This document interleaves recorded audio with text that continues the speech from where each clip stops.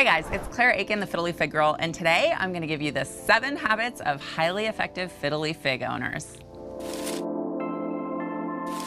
Hey guys, welcome to my channel. Thank you for joining us today. Today I'm going to do a spin on one of my favorite books, The 7 Habits of Highly Effective People, but I'm going to talk about the 7 habits of highly effective Fiddle Leaf Fig owners. Now there's 7 things that really people who are successful with these plants do on a regular basis, and I know that because we have a Facebook group of over 50,000 Fiddle Leaf Fig owners who share their tips, tricks, troubleshooting, and things like that. And they all do the same things in common if they have really big, really gorgeous plants. And so I'll walk you through those today. All right, habit number 1 is they do not overwater. Overwatering is the fastest way to kill your plant. So you want to make sure you're watering less than once a week. And so anytime I see somebody watering their Fiddle Leaf Fig more than once a week, I know they're going to have problems. Of course, it depends on the size of your pot, your location, your soil, the size of your plant, all of those things.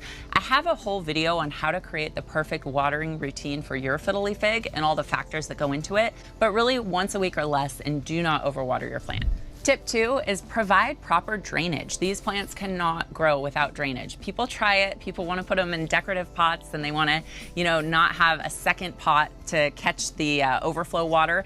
Just don't do it. What I love to do is put them in a regular grower's pot and then put them into a beautiful container, whether it's a basket or, a hammered metal pot or a ceramic pot. You have to do the 2-potting system, otherwise your plant is doomed. So provide proper drainage and make sure that your plant is not sitting in water. All right, habit number 3 is give them light. The more light, the better. When these plants are grown, they're grown in 50% sunlight in these greenhouses. And so I've been to the greenhouses where they grow a lot of Fiddle Leaf Figs. It's interesting that all Fiddle Leaf Figs sold in the United States are genetically identical, and they're grown in these greenhouse conditions, which are about 65% humidity, 50% full sunlight. So when you bring them into your home, most of our homes are 25% or less of full sunlight. And so they're really going down about 50% in the light that they have. And that hurts them. They're used to growing in Western Africa in full sun in the rainforest. And so they like a lot of light. Put them in the sunniest place in your home. Use a grow light if your home isn't very sunny, or even consider putting them outside under a pergola if you live in the right conditions. All right, habit number 4 is to bond with your plant. It is really important to take stock of your plant every single week, get to know it, and identify problems early. So I really recommend giving your plant a name. Behind me, we have Clive and we have Goose over here. And once you name your plant, you're kind of remembering that it's an entity in its own right, that it has, health and it has wellness, and that you need to check on it on a regular basis to see its growth, to see how it's doing, and to make sure that if it's not happy, you find out why and treat those problems. So bonding with your plant by naming it, checking on it once a week is really, really important. That's a great habit of a really effective plant owner. Habit number 5 is to feed your plant on a regular basis. All of the people that are experiencing big growth and healthy plants are feeding their plants on a regular basis.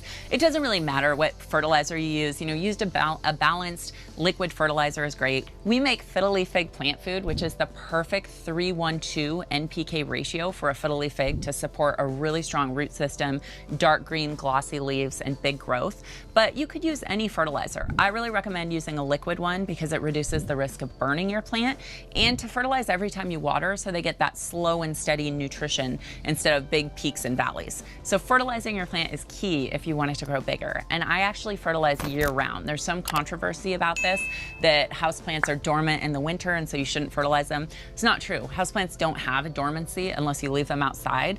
And so mine grow all year long, whether they're indoors.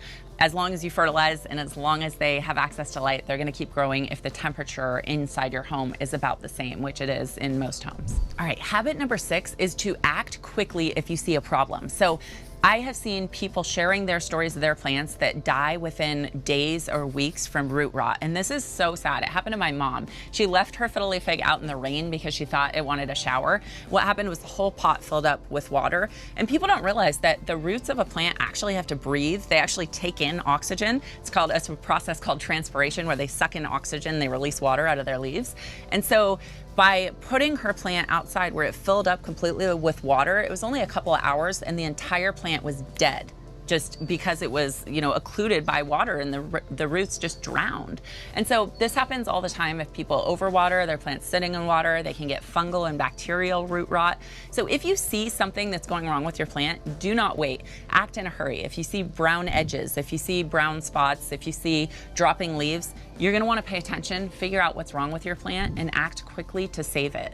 And that's really important so that the problems don't get so severe that it's hard to turn it around.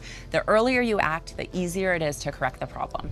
All right, habit number 7 for highly effective fiddle leaf fig owners is get a community, get support.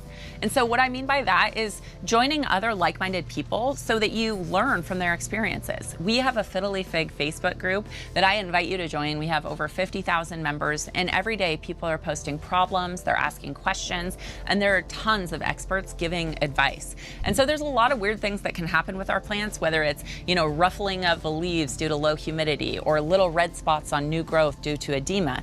You want to be on the lookout and be in the know and get support for anything going wrong with your plant and constantly be bettering yourself and learning about these amazing plants. I hope you liked my 7 habits of highly effective fiddle leaf fig owners. If you like this video and you learned something, please give it a thumbs up. Subscribe to our channel for our weekly fiddle leaf fig tips and join us in our Facebook group to learn more. Thanks.